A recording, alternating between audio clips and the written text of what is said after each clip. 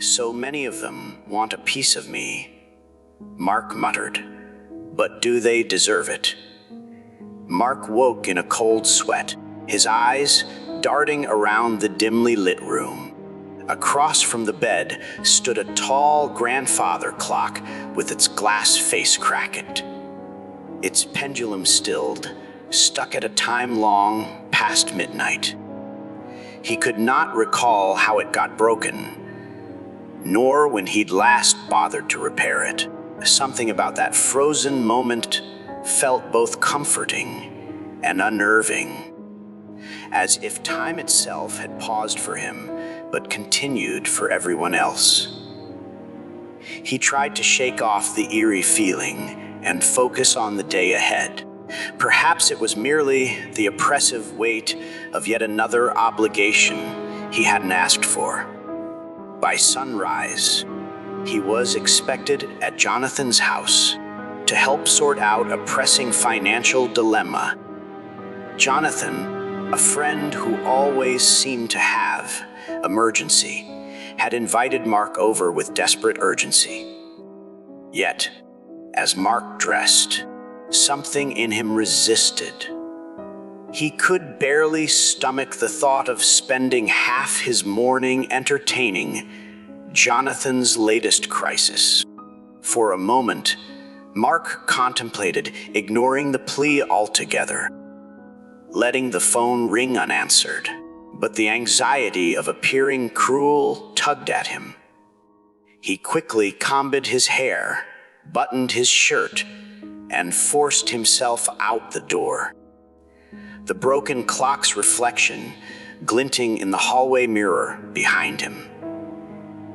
Jonathan's place was suffocating as soon as Mark walked in. Stacks of papers, unpaid bills, and half-written letters littered the dining table. Jonathan himself paced across the floor, running a trembling hand through his hair. "Mark, I'm so glad you're here," Jonathan mumbled, voice trembling with relief. "I didn't know who else to call." Mark eyed the mess, fighting off the usual pang of pity. He had lost count of how many times he'd been roped into others' problems. As he stepped forward to help, he felt a flicker of resentment. All that time wasted for what? "Jonathan," he said, his tone measured, "I can spare maybe an hour. Show me what you've got." Jonathan talked frantically, pointing at overdue notices and a complicated ledger. "You're so good with numbers," he pleaded. "If you could just take a look." Mark began flipping through statements, nodding occasionally, but in the midst of Jonathan's rapid explanations, Mark's mind wandered. Why am I doing this again? Is this truly worth my time? He tried to focus. Slowly, he wove a plan to consolidate Jonathan's debts, the same strategy he had done countless times. Something in Mark's chest tightened. The more he gave, the more was demanded. He felt it like an invisible chain, each favor forging another link around him. An hour later, Mark excused himself and stepped outside to call Elizabeth. She was his closest friend, someone who never asked for more than a thoughtful conversation. Her voice answered on the third ring, warm and welcoming. "How's it going?" she asked. Mark sighed. "I'm sinking in Jonathan's problems again. He paused, checking his reflection in the window. He looked more tired than he remembered. "I'm exhausted by everything." Elizabeth's voice softened. "You need to learn to say no, Mark. You're always there for everyone else. Don't let them devour your life." He clenched the phone a little tighter. The truth in her words struck him harder than he expected. I know. I'm just worried. If I don't help them, who will? Elizabeth paused. Is that really your responsibility? Think about the cost to yourself. For a moment, Mark stood there silent. A pang of something like guilt or fear flickered in his eyes as he glanced over his shoulder at Jonathan's house. You are right, he whispered finally. He hung up only half, listening to Elizabeth's parting advice. Part of him resented that she made the solution sound so simple. Another part of him yearned to walk away from every draining relationship in his life. When Mark returned, Jonathan was anxiously rummaging through drawers. The panic in his eyes had escalated. There's one more thing, he began, before Mark cut him off. Jonathan, I'm sorry, Mark said, surprising himself with the finality of his tone. I've given you what I can. I have somewhere else to be. Jonathan blinked. Disbelief itched into his face. Boot, I'm in the middle of. I've done enough. Mark repeated, turning to leave. Handle the rest on your own. He felt Jonathan's stunned silence behind him like a cold draft. For the first time, Mark felt no compulsion to apologize. As he closed the door, a wave of liberation washed over him. He hurried down the steps and began walking, not quite sure of his destination, only that he was free, at least for the moment. His wanderings led him to the local library, an old building with creaking floors and towering shelves. In the far corner, near a dusty reading lamp, Elizabeth had arranged to meet him. She'd left a note at the front desk. Upstairs, second reading room. He climbed the winding stairs and found her waiting with a stack of books. I thought you might need a distraction, she said, a sympathetic smile on her lips. Mark slid into the chair across from her. The quiet hush of the library enveloped him.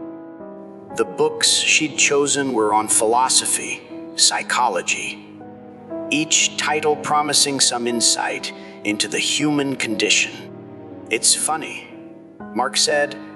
I spend most of my days consumed by other people's crises, yet I rarely think about my own reasons, why I do what I do. Elizabeth folded her hands. Maybe you're afraid of what you'll find if you look too closely. He opened one of the books, a passage on the fleeting nature of life. The words struck him like thunder. Your time is a finite currency, they seemed to say. Spend it, or let it be stolen.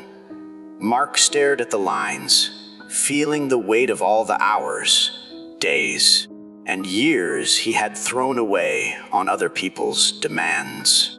A flicker of resentment and grief sparked in his chest.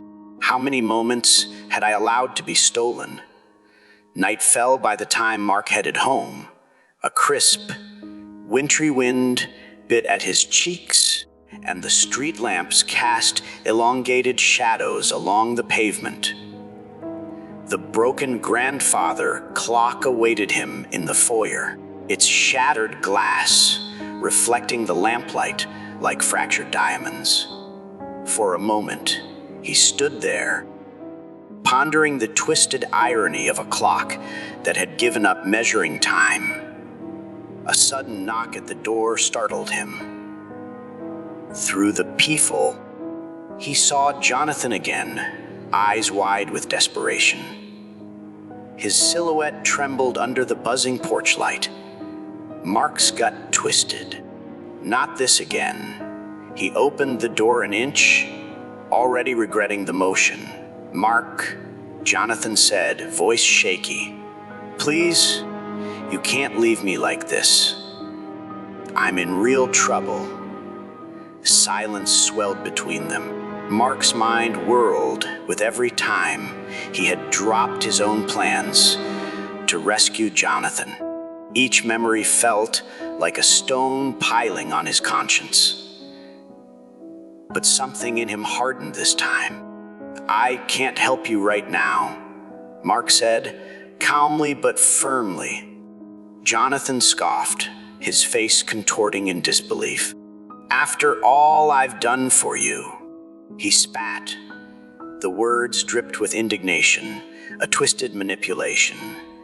A strange anger flared in Mark. "When exactly have you done anything for me?" he replied, a quiet challenge in his voice. Jonathan said nothing, his cheeks reddening. A moment passed, and he stormed off into the night, leaving Mark alone with the echo of his own heartbeat. Locking the door, Mark leaned against it, breathing heavily. Something monumental had shifted. Some tether inside him had snapped. Yet with that liberation came the creeping dread of regret. He moved through the dark hallway to the broken clock, placing a hand on the splintered glass. The reflection of his face stared back, warped and cracked. He thought of Elizabeth's words. "Is it really your responsibility? Think about the cost to yourself." He sank down on the floor, leaning against the silent clock. His mind reeled with an internal monologue. "I've devoted so much time, tried to be everything to everyone, but what about me? Am I just a stepping stone in their lives? Or can I claim my own time without becoming the villain in their story?" The darkness whispered no answer, and yet a sense of calm began to settle in the marrow of his bones. Perhaps Elizabeth was right. He had a right to say no, to preserve his own life from being whittled away by others' demands. Morning light trickled through the curtains in the small cafe, where Elizabeth had invited Mark for breakfast. She stirred her tea thoughtfully as he recounted the events of the night before. "He tried to guilt me," Mark said, voice trembling slightly, "and for a second it worked. But then I refused." Elizabeth leaned forward, concern etched on her features. "How do you feel about it now?" Mark paused, searching himself. "Conflicted," he admitted. "There's relief, definitely. But also fear. What if Jonathan hates me? What if the world thinks I'm selfish?" Elizabeth set her teacup down gently. "You are selfish," she said, her voice measured, "with your time. And that's not a crime. People who truly value you will understand. The others, they might fall away, but perhaps they never deserved your devotion to begin with." Her words, so direct, both soothed and stung. Mark closed his eyes, feeling tears threaten to surface, though he wasn't sure if they were from sadness or from the weight being lifted. Days turned into weeks. Mark stopped responding to certain calls and texts, particularly those drenched in demands. The pushback was immediate. Jonathan raged on social media about Mark's abandonment. Acquaintances who once took Mark's generosity for granted suddenly found him, or reliable. A part of Mark crumbled cold under the criticism. There were nights he lay awake, an insidious guilt gnawing at him. Yet, Each time, a strong voice echoed in the emptiness. You have only so much time. Use it wisely. Still, he couldn't shake the sense that something far darker lay ahead. He felt it in the anxious glances of people he passed on the street, in the accusatory stares of those who felt entitled to him. Tension built like a spring coiled inside his chest, waiting for a final, decisive release. Then came the night. Elizabeth invited Mark to a small gathering at her apartment. Just a handful of friends, she'd said. People who would appreciate him. He arrived to find a cozy scene, low lamplight, soft music, and the gentle hum of conversation. Yet, as he entered, the atmosphere stilled. Several heads turned, eyes flicking with curiosity or judgment. A few whispered remarks about him circulated in hushed tones. Without words, he sensed the rumors of his new selfishness had preceded him. Elizabeth greeted him with a hug, ushering him into the living room. Jonathan was there too, uninvited by Mark, obviously. The tension between them thickened the air. Jonathan shot Mark a bitter glance. "Don't worry," he said sarcastically. "I'm not going to ask you for anything." Mark felt his pulse pound. He managed a polite nod but said nothing. An unspoken battle raged, a tug of war of pride and wounded friendship. The room's conversation resumed, albeit forced and hushed. Later that evening, when most guests had dispersed, Mark found Jonathan waiting for him in the hallway. The man's voice quivered with pent-up emotion. "Look, I need to understand. Why did you turn your back on me?" Mark stared at the floor, the weight of dozens of memories pressing down on him. "Because," he said slowly, "I realized that a lot of people don't deserve my time. And you," he hesitated, voice trembling, "you never gave me yours unless you needed something." A bitter silence passed. For a moment, Jonathan looked as though he might protest, but something in Mark's unwavering gaze stopped him. Jonathan simply turned away, leaving Mark alone in the corridor. When Mark returned home that night, he found the broken grandfather clock's face shattered completely. Shards of glass lay scattered on the floor, reflecting the moonlight like 1,000 accusing eyes. At first, he thought it had just finally collapsed on its own. But as he approached, he noticed fresh footprints traced in the dust, leading away from the clock and toward his back door. Someone had forced the lock. His heart thundered. He rushed to check the rest of the house, calling out in the darkness, but found no one. Adrenaline surging, he realized that in some twisted final retaliation, Jonathan, or someone sent by him, had broken in. The last vestige of Mark's attempt at a restful refuge had been violated. Kneeling, he carefully picked up one jagged piece of glass. Its razor edge caught the moonlight, casting a small luminescent shard onto the wall.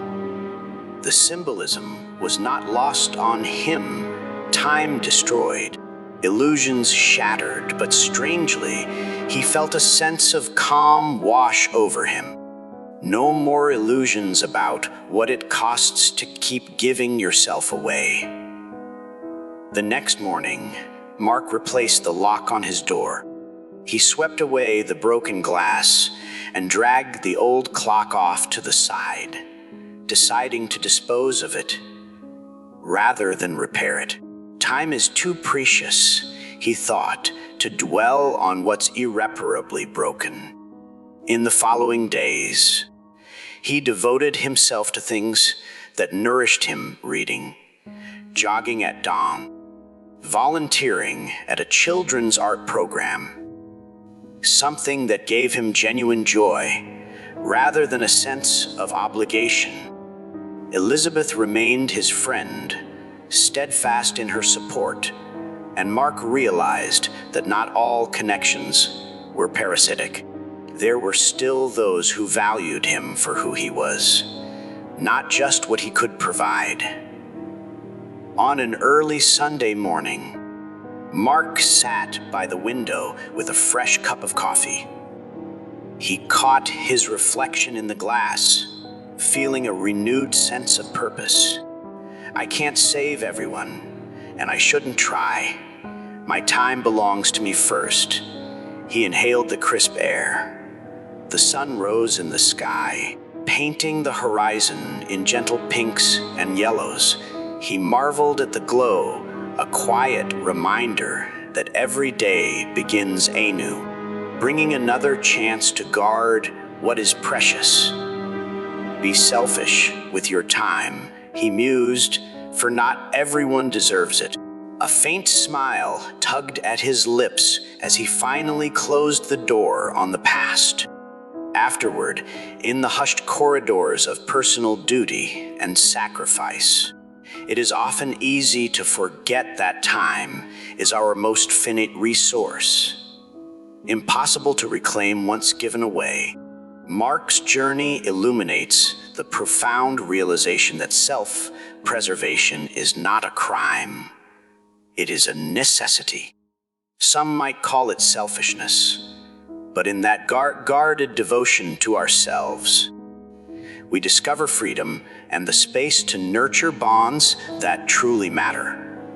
And so the broken clock becomes both metaphor and reality, a reminder that time, once shattered, cannot be pieced together again without bearing the scars of past surrender. In learning to say no, Mark does not condemn himself to isolation. Rather, he frees himself to be fully present for those who genuinely value him. And perhaps that is the unexpected gift of selfishness, the power to choose with clarity who is worthy of our most irreplaceable asset, our time.